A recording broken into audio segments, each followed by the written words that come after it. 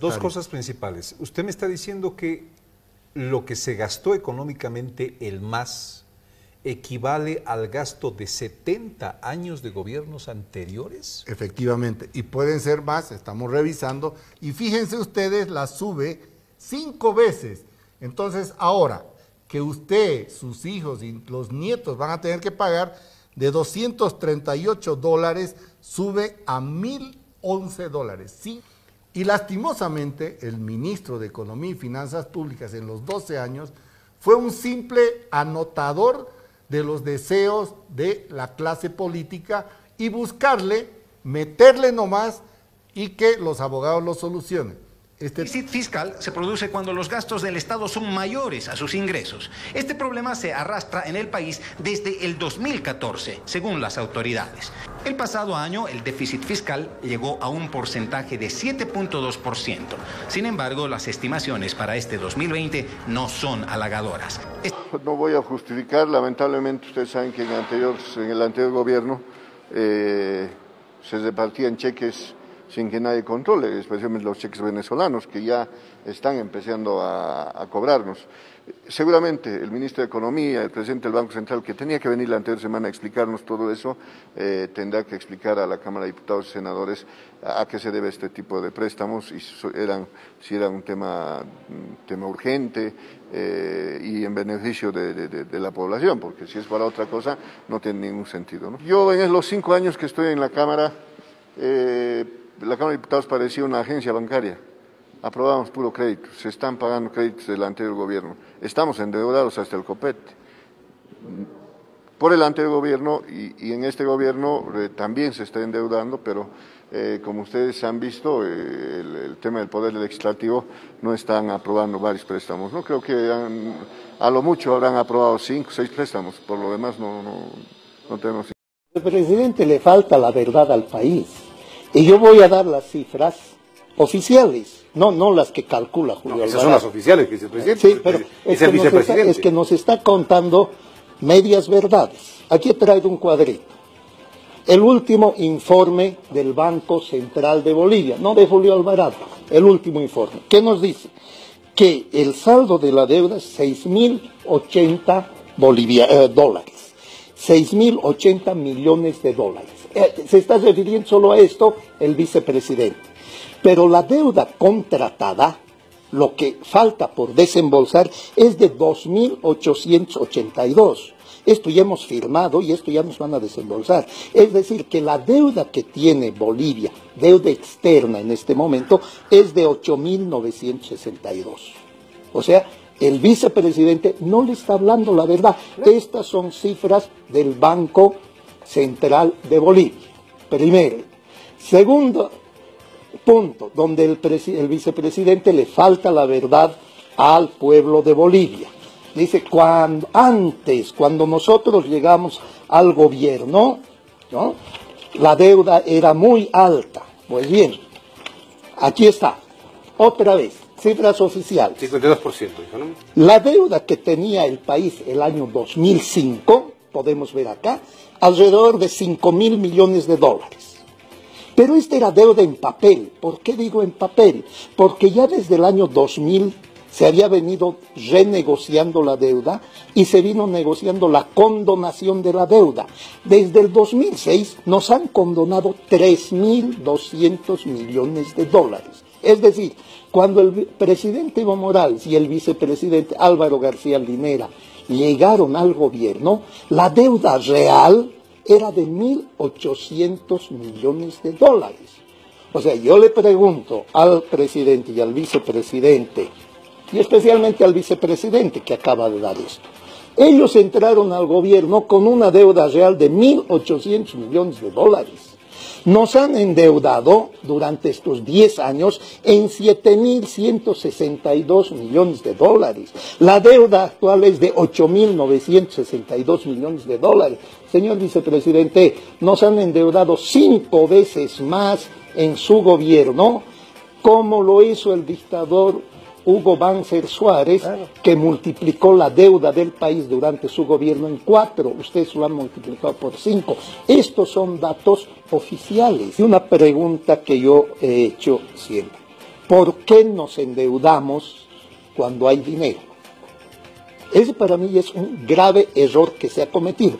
Cuando teníamos dinero, altos ingresos, no deberíamos habernos endeudado, deberíamos haber pagado nuestras deudas. ¿Para qué? Ahora, cuando vienen los momentos difíciles, las vacas flacas, recién endeudarnos. Pero este gobierno ha hecho igual que el dictador Banzer en los 70, gastar, despilfarrar el dinero de las materias primas y endeudarse.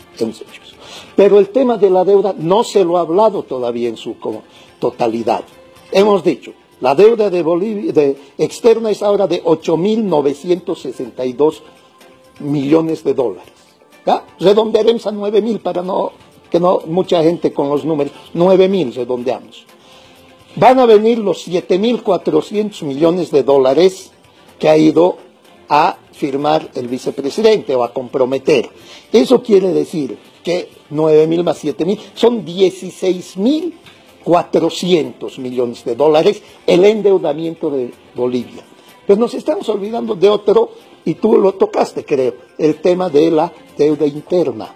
La deuda interna hasta el año pasado era de 6.500 millones de dólares. Es decir, que con todo eso, la deuda de Bolivia, interna y externa, es de alrededor de 23.000 millones de dólares. O sea, por eso decía, las medias verdades o medias mentiras no valen. Que el vicepresidente nos diga, ¿es cierto o no es cierto que nuestra deuda interna está por encima de los 6.500? ¿Y por qué digo y afirmo que está por encima? ¿Saben ustedes cuándo ha sido la última vez que se ha publicado el dato de la deuda interna? Hace un año. Desde hace un año no hay estadísticas oficiales sobre la deuda interna. ¿Por qué? ¿Por qué ha disminuido? ¿O por qué ha aumentado? El último dato de deuda interna es del 3 de octubre del año 2014 en el informe semanal del Banco Central de Bolivia. Y la caída del Producto Interno Bruto y las consecuencias de la pandemia ponen en vilo la economía del país. Conozca a continuación los detalles. La pandemia por el coronavirus tiene un gran impacto en la economía, no solo en Bolivia, sino a nivel mundial. En el caso del país, no estamos creciendo económicamente, sino todo lo contrario. Existe un decrecimiento que al momento es de 6.2%, cifras negativas, que se traducirán en días difíciles para el país. Hemos tenido una caída de ingresos que solo en el primer semestre supera los 20.000 millones de bolivianos. Vamos a tener un déficit que inicialmente estaba previsto para este año en 21.000 millones de bolivianos y va a subir a 32.000 millones de bolivianos. El déficit fiscal se produce cuando los gastos del Estado son mayores a sus ingresos. Este problema se arrastra en el país desde el 2014, según las autoridades. El pasado año, el déficit fiscal llegó a un porcentaje de 7.2%. Sin embargo, las estimaciones para este 2020 no son halagadoras. Establecen que subirá a un 12% como consecuencia de la pandemia. Quiere decir que el PIB, el Producto Interno Bruto, toda la riqueza generada en un año se va a contraer en ese valor. Estamos hablando de un PIB de 45.000 o 49.000 millones de dólares. Eso significa que el empleo, por ejemplo, el desempleo está muy alto, alrededor de 12%, pero la inflación está baja. La inflación causa una subida de los precios de la mayor parte de los productos y servicios y una pérdida del valor del dinero. Por los datos del gobierno, la inflación al momento es de solo 1.7%. Esto se explica porque a consecuencia de la pandemia existe una baja en los precios o se mantienen. Justamente porque como no hay dinero, no hay demanda, no hay consumo, no hay reactivación, las empresas pues están bajando sus precios porque no están pudiendo vender sus bienes y servicios. Surge la pregunta, ¿cuáles son los sectores más golpeados? Es entonces que los constructores levantan la mano y recuerdan que el Estado, empresas descentralizadas y gobiernos subnacionales les deben al menos 200.000 millones de bolivianos. Ahora estamos trabajando únicamente con las reuniones de las entidades contratantes del gobierno central. Es imprescindible que se trabaje con las entidades contratantes descentralizadas, gobernaciones, municipios. La situación se complica más cuando los municipios, alcaldías y gobernaciones reciben menos recursos por coparticipación y también por impuestos, todo debido a la pandemia. Un ejemplo claro es la gobernación paceña, que protesta por una reducción por coparticipación de 64 millones de bolivianos, además de una deuda anterior. El gobierno central le debe a la gobernación de La Paz 100 millones de bolivianos por fondo de compensación desde 2016 y no paga. El gobierno anterior no pagaba, este gobierno no quiere pagar. En criterio del economista Gonzalo Chávez, el próximo gobierno deberá encarar el desafío de mejorar el gasto y la calidad de inversión. Ve la necesidad de realizar un pacto económico, social y de distribución de recursos. ¿Cómo evitamos, ¿no es cierto?, que el excesivo gasto sea ineficiente? ¿Cómo mejoramos la calidad del gasto, la inversión de calidad? Son desafíos sumamente complejos. Entre tanto, la fecha de elecciones generales se avecina y el conflicto económico inevitablemente será una asignatura pendiente para el próximo gobierno. Y el sector industrial y los empresarios de La Paz expresaron su preocupación por los datos económicos revelados por el gobierno y el Banco Central de Bolivia. Esto afecta directamente a la demanda de nuestros productos en el mercado. Eso implica que hay menos dinero en la economía, menos dinero en los bolsillos de los consumidores, y hay muchos ejemplos creativos, por ejemplo el de Colombia, de tener días sin IVA que podrían reactivar la economía, el poder destinar parte de los ingresos de los salarios también a productos y servicios nacionales. En términos monetarios, estamos hablando de que vamos a tener $1.000 millones menos de ingresos como departamento. La Federación de Empresarios Privados de La Paz plantea hacer un pacto para el desarrollo departamental y para el desarrollo nacional en el corto plazo y en el mediano plazo. Y luego del informe del ministro de Economía sobre el déficit que llegaría a 30.000 millones de bolivianos, el presidente de diputados considera que el país está a punto de estirar la mano para conseguir recursos. Están preocupados todos los bolivianos porque parece que todo ese déficit está en los bolsillos particulares. El gobierno del MAS ha dejado una economía totalmente estable, una economía digna de imitar por otros países, y ahora nos informamos a través de los medios mismos este tipo de información que preocupa, ¿no? Que ya estemos prácticamente a punto de estirar la mano para poder pedir aguinaldos, sueldos para el sector público. Eso está mal. Nosotros creemos que tiene que reconducirse, y es por eso que hemos insistido siempre en que de una vez por todas se lleve las elecciones. Gracias a Dios ya estamos a 30 días. El gobierno que ingrese tiene que dar estabilidad económica, política, social al pueblo boliviano. Dos cosas principales. Usted me está diciendo que lo que se gastó económicamente el MAS equivale al gasto de 70 años de gobiernos anteriores. Efectivamente, y pueden ser más, estamos revisando, pero eso equivale. 70 años de otros gobiernos se despilfarraron en 14 años. Y solamente le voy a dar un dato. Salud. En salud, a pesar de tener en estos 14 años, que eso viene también de 50 años, que nadie se preocupó de la salud porque no es negocio político. Y también todo se manejaba discrecionalmente. Entonces, aquí lo que sucede es que en 50 años ningún gobierno se preocupó de la salud. Y 14 años del MAS, que tenían 5 o 6 veces más plata, tampoco se preocuparon de la salud. Pero, a ver, usted también me dice, ministro, que teníamos la plata, no se utilizó bien, empezamos, claro, a preocuparnos. Hay un estudio de los hidrocarburos, estamos intentando cambiar hasta contratos para decirle a los países vecinos, perdonen, no vamos a poder cumplir con ustedes, que es lo más terrible. Pero además de eso, de no tener plata, estamos endeudados internamente y externamente. ¿En cuánto estamos endeudados, ministro? Bueno, el tema de la deuda interna y entre la deuda externa estamos bordeando, yo diría, casi el 50% del Producto Interno Bruto. ¿Eso a cuánto equivale? Eso equivale a unos 19.000 millones de dólares, que en la parte interna, ¿qué es lo que ha hecho el gobierno en este momento? Primero, frenar todo lo que es el despilfarro y los proyectos de tipo político que no generan beneficio a la población. Con eso hemos reducido aproximadamente en unos 800 millones de dólares el déficit ya en 2 meses en el 2019. Entonces, porque mucha de la gestión del 2014 al 2019 del MAS eran gestiones políticas, firmaron convenios sin tener los recursos. Y te voy a dar un dato también. Ellos siempre decían que los recursos naturales deberían beneficiar al pueblo boliviano. Muy bien.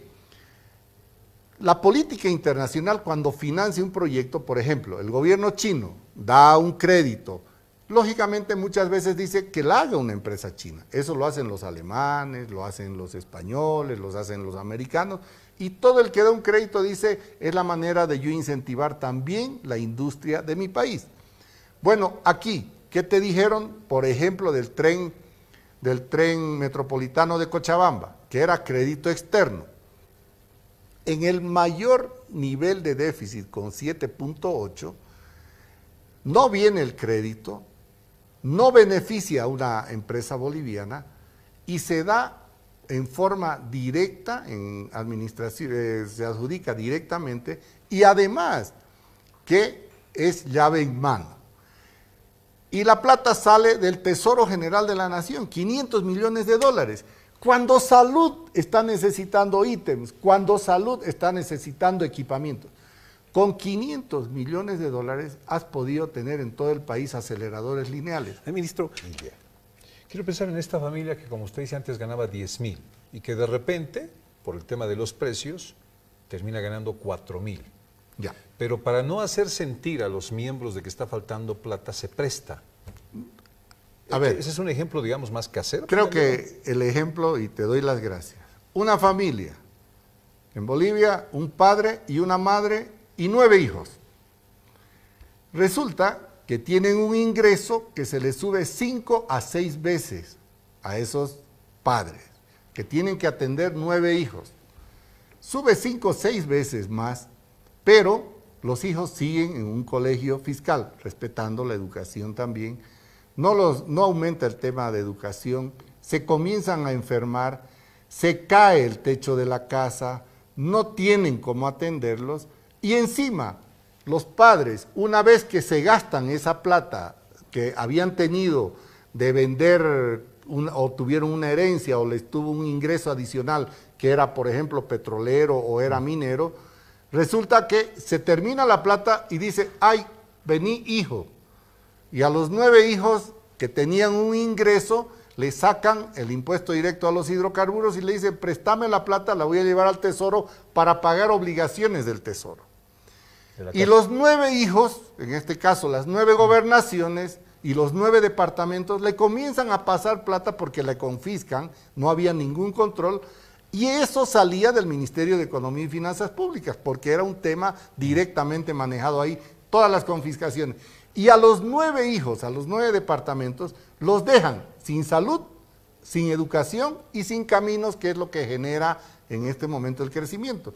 Y por eso es que también ahora, y hay que hacer conciencia, municipios, gobernaciones, y en este caso también el gobierno central, tienen los problemas que necesitan una reingeniería.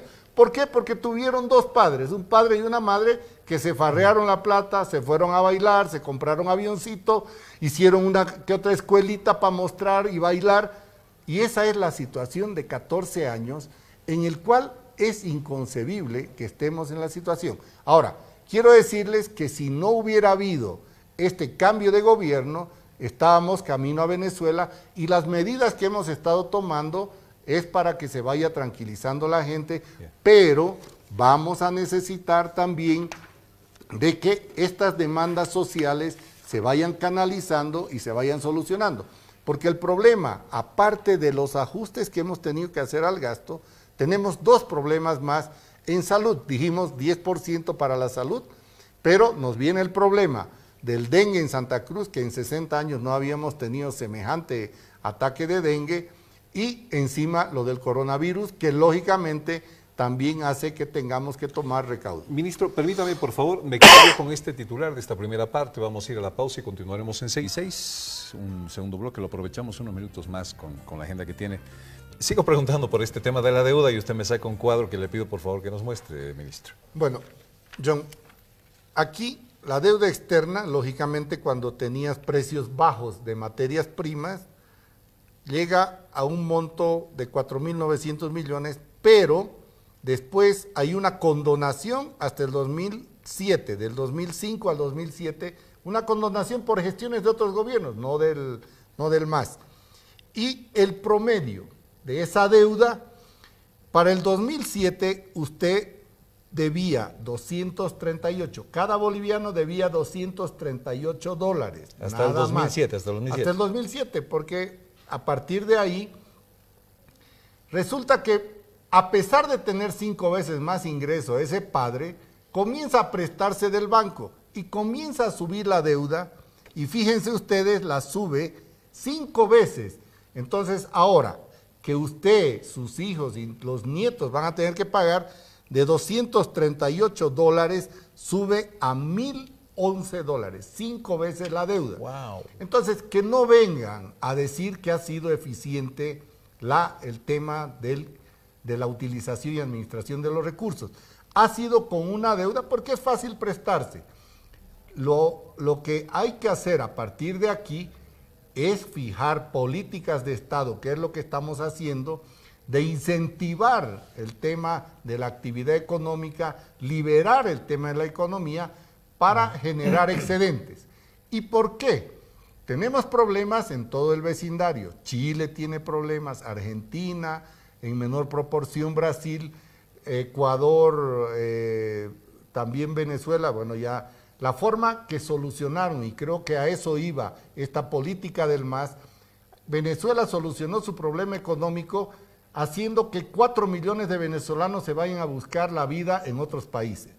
Creo que a eso iba en la medida que la administración de estos recursos se estaba haciendo en un despilfarro, porque muchas de las inversiones van a ser difíciles de recuperar. Ministro, el año 2007 cada boliviano por la deuda que tenía el país, haciendo un promedio en La Plata y entre el número de bolivianos, claro. ¿Debía cuánto? $238. ¿Y hoy cuánto debe cada boliviano? $1.011. Con lo que nos hemos prestado de fuera. Con lo que nos hemos prestado para cubrir el despilfarro. Porque, ojo, ¿qué es lo que dicen? De que fue un éxito la nacionalización y el tema de la administración petrolera. La nacionalización es una buena medida, pero la administración ha sido un desastre, porque se caen los ingresos desde el 2014 en 60%.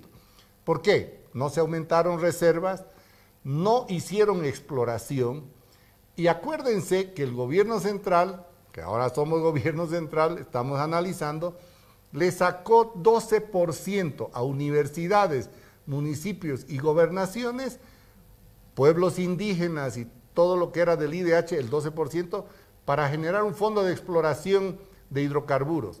Y del 2016 al 2019, la producción en yacimientos se cae aproximadamente 15%.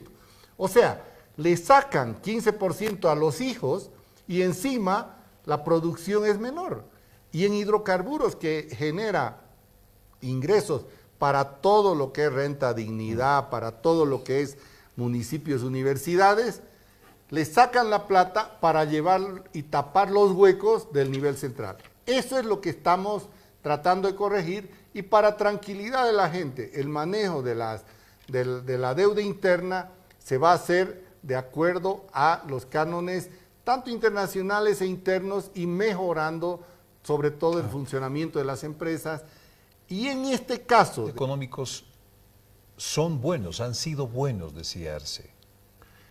Hemos dejado con índices económicos buenos. A ver, ¿cuál fue el crecimiento que tenía cuando ellos se fueron? 2.8%. ¿Cuál es en 6 años la situación del sector fiscal? 6 años de déficit fiscal. ¿Qué quiere decir? Que una familia 6 años ha perdido plata y está gastando más de lo que tiene. 5 años de déficit comercial por una política cavernaria de cupos de exportación que dependía de un funcionario subalterno. Si usted exportaba y generaba divisas, siendo que, por ejemplo, en la soya, con el 20% se cubría el mercado interno y con el 80% era excedente y era para exportación y tenía la traba para exportar. Y el tercero, el déficit de los combustibles. Se ocuparon de comprar y comprar combustible cuando el etanol podía haberse empezado a trabajar desde el 2006 y nos hubiéramos ahorrado cualquier cantidad de plata, pero no les interesaba. Esas tres variables que iban aumentando y el gobierno del MAS no tenía ya cómo solucionarlo, y lastimosamente el ministro de Economía y Finanzas Públicas en los 12 años fue un simple anotador de los deseos de la clase política y buscarle, meterle nomás y que los abogados lo solucionen. Este tema hay que solucionarlo con políticas claras de mediano y largo plazo. Y ese es el país que dejaron. Y acuérdese que en los meses de noviembre, bajo esta misma línea que da la impresión, habría que comprobar, la línea del presidente y también del ministro, que la voladura del ducto para dejar sin gas más del 40% de la población, cerrar el traslado de alimentos a las principales ciudades y también de combustible, era porque querían afectar el tema económico, sabiendo los problemas que se tenían. Se tomaron las medidas correctivas en el momento justo. En este momento se tuvo que negociar con Brasil de 30 millones de metros cúbicos de gas, bajarlos a 19, porque Yacimientos no podía abastecer todo el tema de gas. Y en este momento estuviéramos pagando el 50% de la renta petrolera en multas. Por lo tanto, fue una negociación en la cual hay que agradecer también la voluntad política y técnica de Brasil. Ya se ha corregido y se va a seguir manteniendo ese convenio. Lo mismo con la Argentina, que necesita. Por el tema del Juancito Pinto y en el Alto Paredes. Por el tema de Entel, por el tema de los bonos no están en peligro. No están en peligro porque tampoco esas empresas en el tiempo del MAS generaban una utilidad, porque más era el gasto en algunos casos, que por un lado en sus estados financieros sacaban utilidad, pero sin cumplir con las normas de contabilidad generalmente aceptadas y que disfrazaban mucho. Para eso fue un experto, porque tiene una contabilidad creativa increíble. Y si mintió como ministro y mintió como presidente 14 años, ahora como candidato lo vamos a tener en sus Twitter tratando de crear confusión en la parte económica. Y lo que les quiero decir es que si nosotros hubiéramos hecho en ese momento un tuit como el que hizo el otro día sobre el tema de los bonos, creo que a nosotros nos hubieran metido por terroristas financieros, porque era la costumbre. ¿Cuántas cartas recibió la prensa diciendo, sabe qué, con reclamos que no corresponden? A nosotros, en el tema de la transparencia económica, está saliendo toda la información. Ya salió, por ejemplo, un candidato presentando toda la información y nosotros lo venimos diciendo desde el 2011. Por lo tanto, es cuestión de hacer memoria, y lo que estamos buscando ahora, John, es cómo solucionamos para adelante el problema que se viene. Ya no hay precios altos de materias primas, pero hay el desarrollo tecnológico que se lo puede aprovechar perfectamente. Ya tenemos el primer embajador de ciencia y tecnología para todo este tipo de soluciones. Y en el tema de salud, si no hubiéramos tenido estos dos inconvenientes, ese 10% bien administrado, porque el Ministerio de Salud era una agencia de empleos del MAS de cualquier profesión, menos de médicos, porque hemos encontrado de todo ahí y no todos iban a los médicos, lo cual se está solucionando y hay que tener un poco de paciencia. Ministro, muchísimas gracias por este tiempo en Fides. Le agradezco su presencia aquí y la explicación sobre este tema.